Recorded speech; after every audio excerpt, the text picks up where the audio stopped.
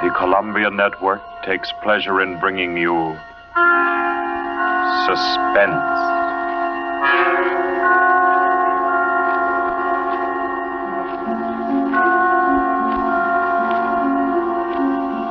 Suspense. Stories from the world's great literature of pure excitement. A new series frankly dedicated to your horrification and entertainment. Week by week, from the pick of new material, from the pages of best-selling novels, from the theater of Broadway and London, the sound stages of Hollywood, will parade the most remarkable figures ever known. CBS gives you Suspense.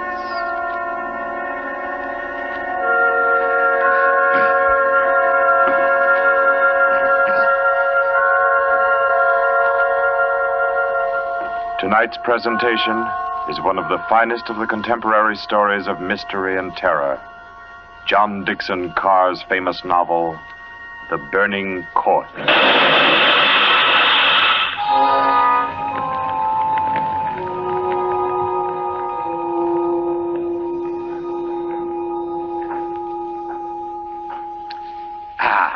A glass of sherry by the fireside of a beautiful suburban home. What could be more comforting? You're an admirable host, Mr. Depart, and it's really a shame our first meeting is under such a cloud. It's also a shame I have so little time to tell you which one of your guests here murdered your uncle last week.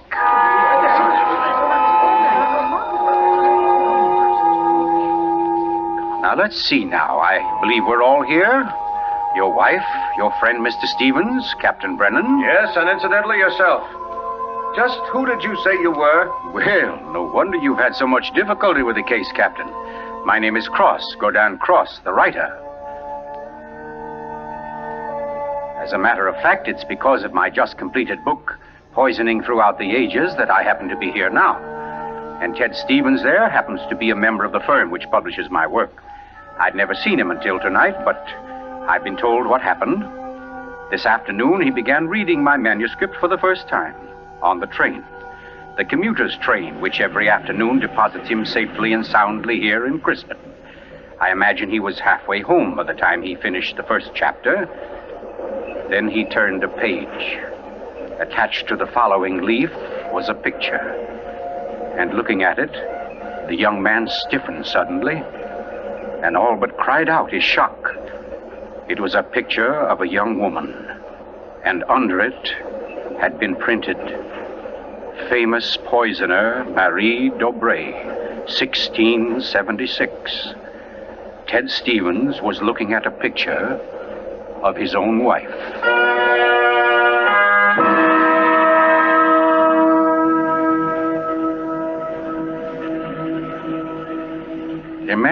Imagine his 25-year-old wife in 17th century costume.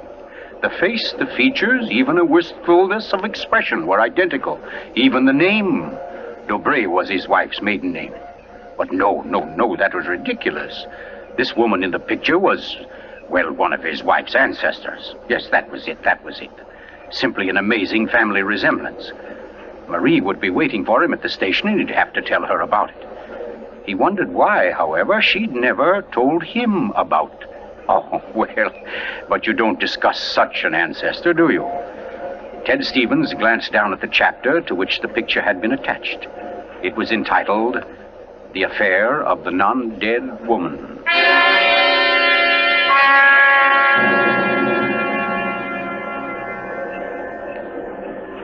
Hello, Ted. Stevens was almost jolted from his seat. It was Dr. Weldon, professor of English at the college, an old friend of his. Quickly, he thrust the picture beneath the manuscript and moved over. Hi, I didn't see you, Doc. Oh, here, have a seat. Oh, I thought maybe you were giving me the, what do they call it? The brush off? Oh, no, say, as a matter of fact, Doc, you're the one man I do want to see. Yeah? Very flattering. Remember those discussions we used to have about murders? Better than bridge anytime. Well, I got the idea that you'd made sort of a hobby out of the old cases, the historical ones. Well, I've studied quite a number of them, yes. Ever hear of a woman named Marie Dobray. Marie Dubray? Marie Dubray. Oh, yes. That was her maiden name, of course. One of the finest specialists in arsenic poisoning you could ever hope to find. Oh, we're almost at our station, Ted. Let's get to the door. Yes, a real charmer Marie was. Must have disposed of 100 husbands, lovers, suitors, and just plain friends before she was caught. What happened to her, Doc? She was beheaded and burned. Crispin!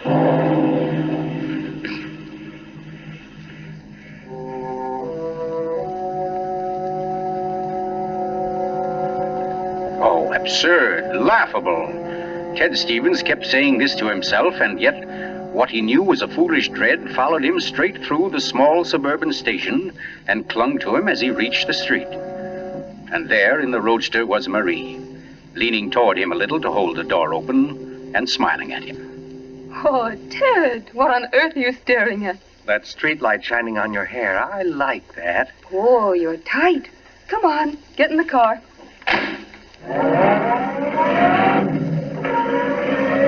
Then, like a wisp of smoke, it was gone. The whole ridiculous fear, the delusion.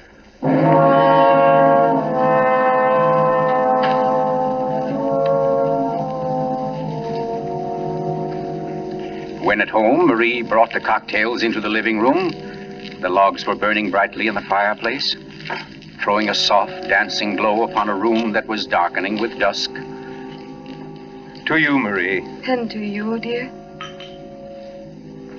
As Stevens placed his glass down, he noticed the manuscript of my book.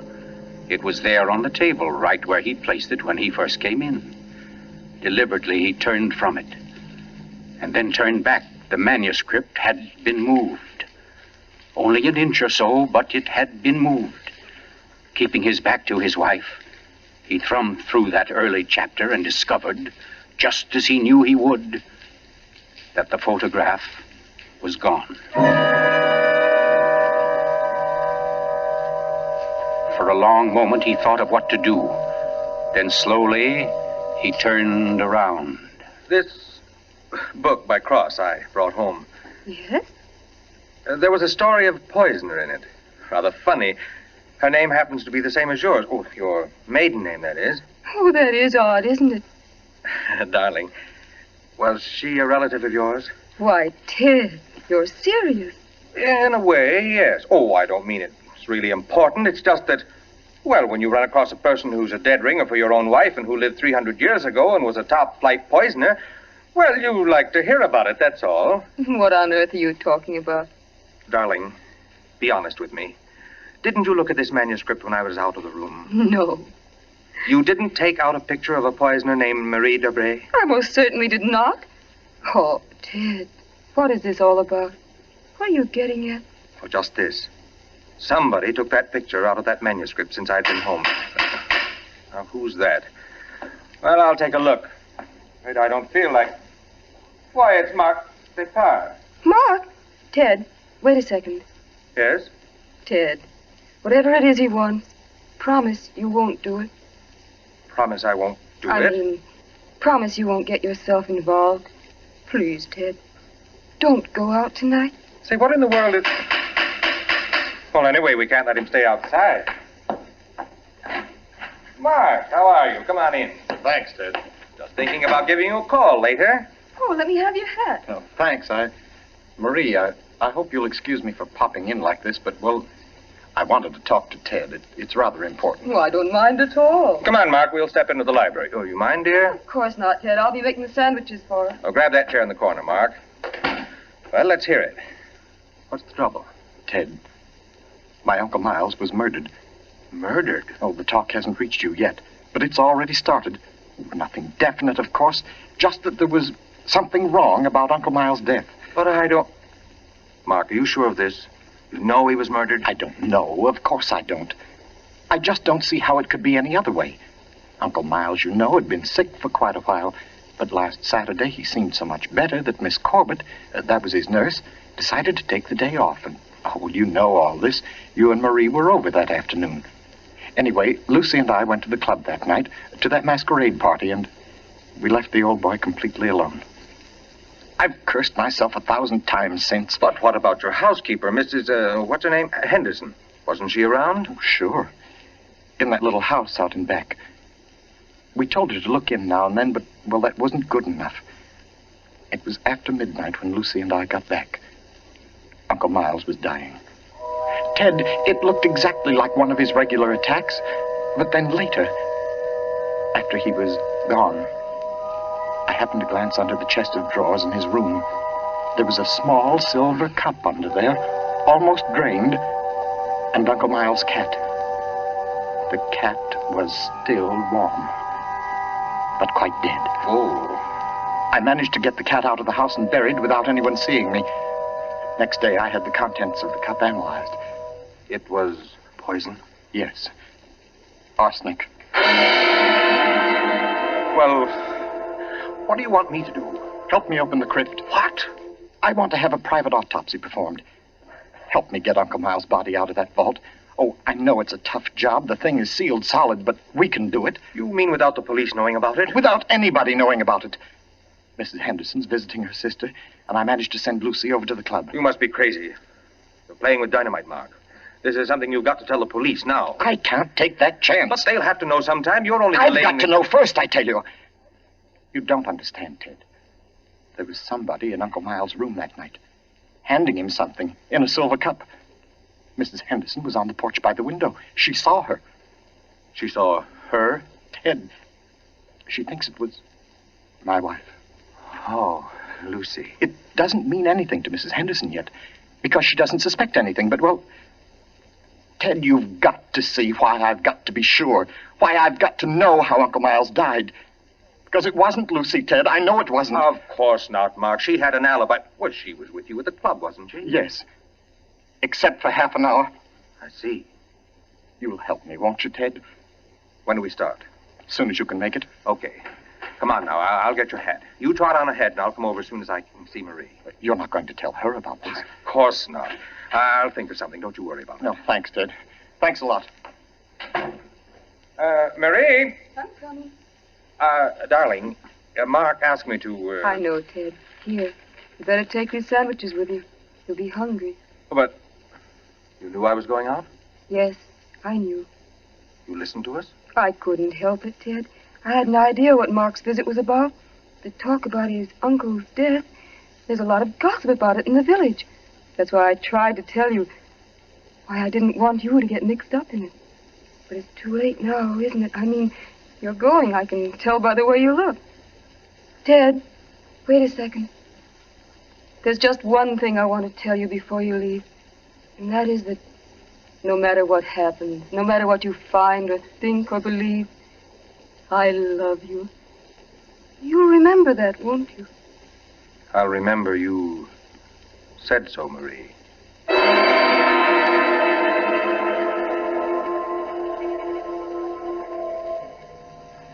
By the light of a dim kerosene lantern, Mark and Chet Stevens pounded their way through the thick shelf of rock that covered the Depar's ancestral tomb, pried open the great slab of stone which lay across the subterranean door, and then at last descended to the dank, ink-black chamber.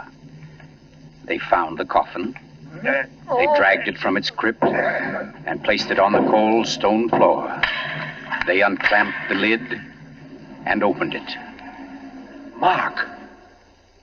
It's empty. What? That's impossible.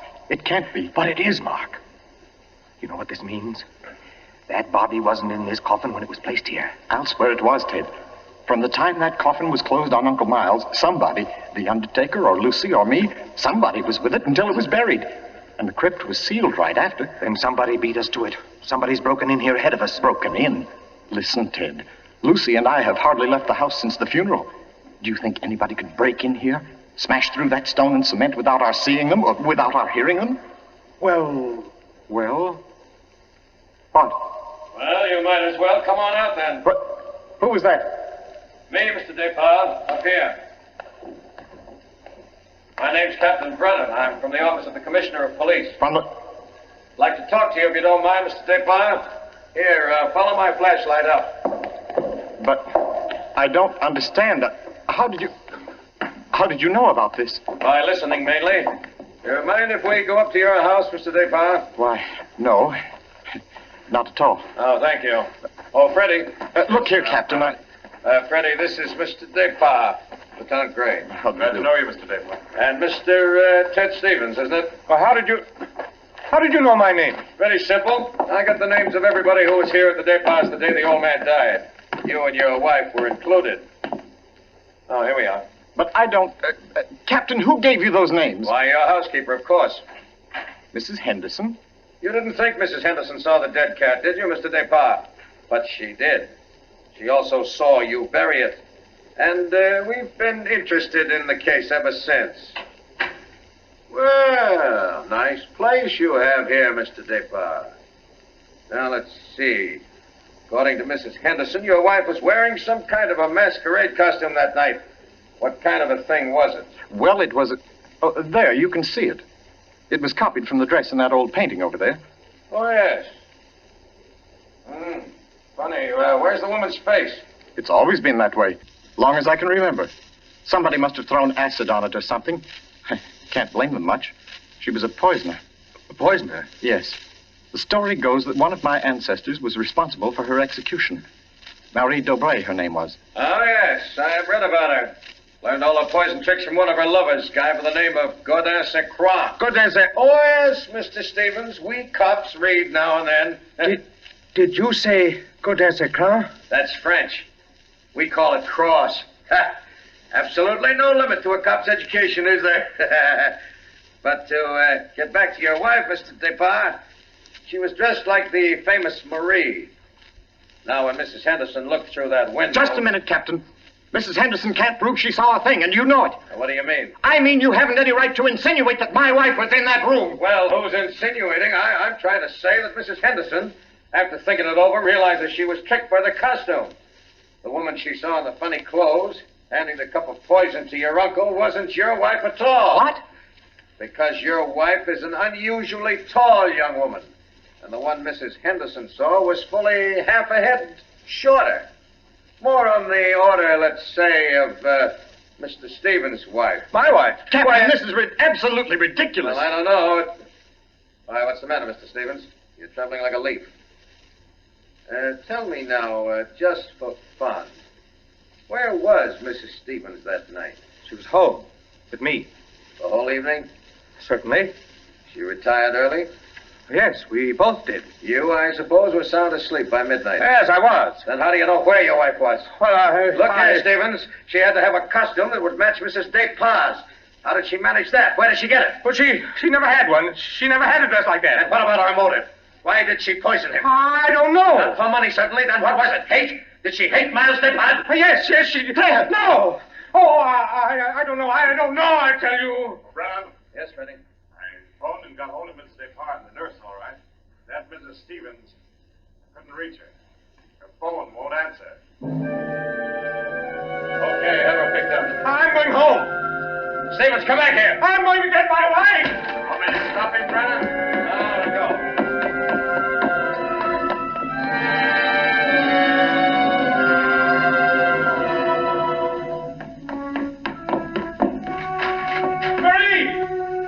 Marie, where are you? It's Ted. Marie, what have you done? Maria. Oh, good evening. who are you? My name is Cross, Godin Cross. Cross. Where's my wife? What have you done to her? You fiend, what have you done to my wife? Why, nothing at all, young man. Here, sit down. You're lying. Something's happened to her. The police just phoned. There wasn't an answer. Why are you here? Why am I here? Well, because your wife, reading my chapter on the Dobrays, realized I knew more about the family than even she did. Because she found my phone number on the front cover of the manuscript. And because I know an exceptional case when I hear one. Does that answer your question? No, and you know it doesn't. Can't you see I've got to know whether... Yeah, I see. Whether your wife is that Marie Dobray, who was burnt. Burnt by order of the High Tribunal for all poison cases. The burning court of France. Witchcraft, black magic. The world across the threshold. You're quite sure, no doubt, also, that I'm Godin Saint Croix, who first wooed her. No, my boy. No, my real name happens to be, of all things, Tom Simpson. Most unsuitable for a distinguished writing career. And Marie Dobray is no more your wife's real name than mine is Godin Cross. What? Your esteemed wife was an adopted child, Mr. Stevens, adopted by people in Canada named Dobray, remote members of the real family of poisoners. I can't believe it. Oh, why didn't she tell me? Why? Because until I told her half an hour ago, she didn't know it herself. You see, in the course of my research on the family, I found out about it. And in the course of talking with your wife, I found out something else. How for years she was haunted by the fear that she might be a poisoner by inheritance, by blood. And you can see, can't you, why she never talked about it, her past to you? Yes. And yet, Mr. Stevens, you had all but made her forget that past. You. And that's why she was willing to lie, to steal a picture, do anything, in order to hold you to her. Yes, I see that now. You know, young man, I rather think she loves you. But as you will see, though, she comes only when I call her. Mrs. Stevens? You mean she's... Yes, Mr. Cross. Marie, it's you. You're all right? Oh, yes, dear. We're both all right now, and nothing can change it, ever. Marie, listen. Don't say Marie, dear. Say Maggie. Maggie? Oh, that's my name, my real name. Maggie McTavish. And it's a lovely name, dear. The most beautiful, gorgeous... Darling, please. You don't understand. The police, they think you had something to do with Miles' death. They think I did. So, now, Mr. Stevens, before we go back to the Depas, don't you think you'd better tell me everything that's been said and done up to date?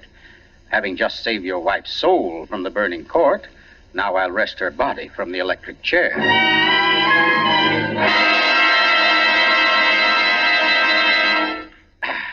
Yes, Mr. Depas, truly excellent sherry. Don't you think so, Miss Corbett? Yes, it's very nice. Well, that, ladies and gentlemen, is how I happen to be here.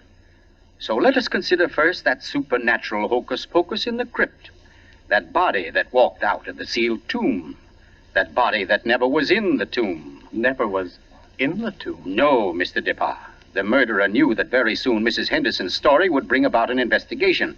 He had to get rid of the well-known corpus delicti. Yes, but who could have kept the body out of the tomb? Who, Mr. Depas? Why, you, sir. What? I don't understand. Well, it's very simple. You had the opportunity. I believe you said yourself you were alone with the body before the burial. And you had the strength. I dare say you carried it down to the furnace, where it's now probably nothing but ashes. Ridiculous. Why would he spend an hour smashing into a crypt for a body he knew wasn't there? Why, Captain? To impress Mr. Stevens, his witness. And also, apparently, you. Oh, that's perfectly fantastic. Fantastic? Oh, no, Lucy. Just comic. And I suppose, Mr. Cross, that I also put on a woman's masquerade costume, went into my uncle's room and handed him a nice cup of arsenic. No. That had to be done by a woman. Your accomplice, as matter of fact. Oh, now, come. You mustn't all look at Mrs. Depas, because Mark Depas's one noble act was his frantic effort to prevent his wife from being charged with the crime.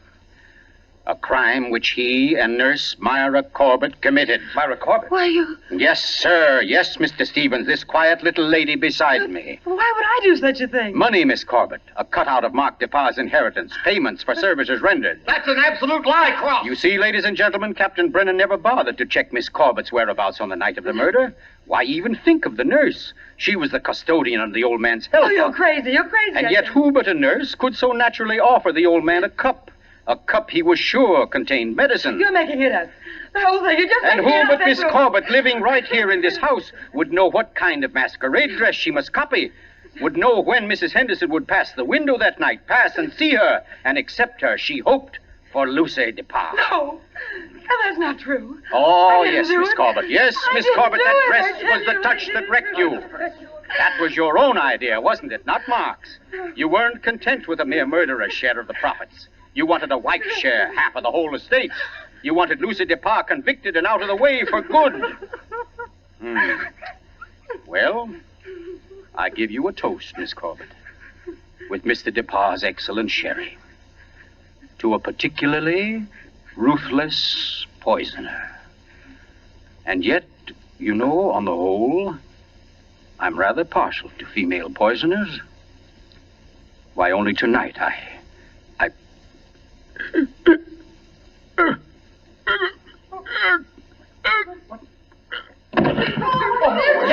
Here, let me get to him. Mr. Cook! What's the matter, Brennan? This man's dead. Dead? And from cyanide, if I know anything. Cyanide from that glass of sherry. Cyanide that a nurse could get quite easily. That glass was right beside you, Miss Corbett, and nobody else was near it. Too bad he didn't drink it as soon as you hoped. A second ago, we had nobody to use against you. But we have now, Miss Corbett. We have now. And I arrest you for the murder of Gordon Cross.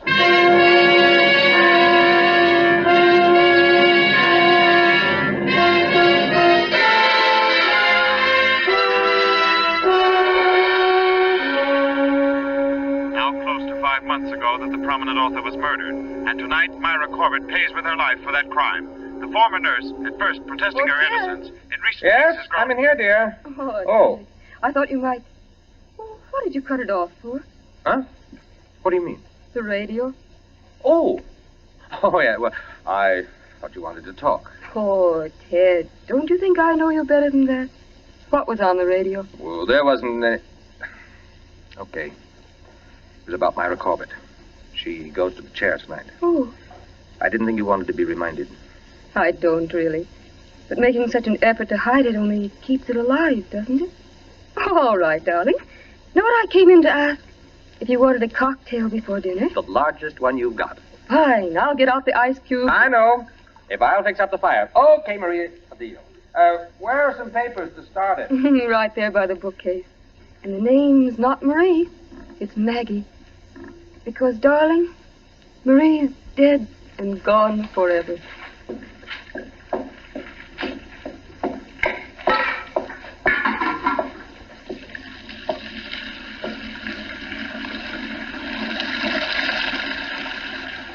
Oh, no, Marie.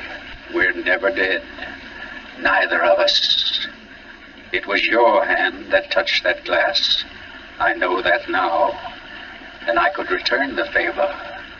But instead, I shall ask that you dispatch your husband. This one, like all the others. Now, just a little bit of poison in the drink, Marie. Any kind of a drink. What kind, Ted? Hmm? What kind of a cocktail shall we have? Oh, any kind, darling. Any kind at all.